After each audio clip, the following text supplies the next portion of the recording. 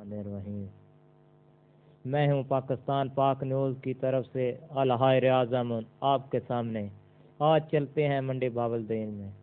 منڈی بہاولدین کے نوائی گاؤں چھنی رحیم شاہ شمس آباد میں پچھلے ماہ کوئی بھی گیس کا بل تقسیم نہ کیا گیا۔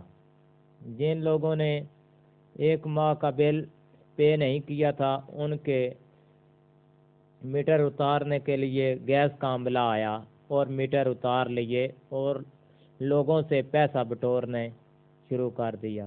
یہ نہیں سوچا کہ لوگوں میں ہم نے بل تقسیم نہیں کیے اور وہ کہاں سے ان کو پتہ چلے گا کہ کتنا بل ہے۔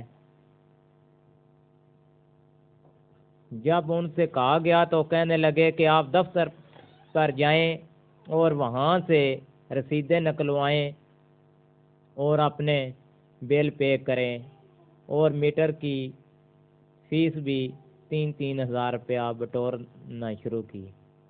میری وزیر اعلیٰ پنجاب سے اپیل ہے کہ منڈی بہاولدین کے گیس عملے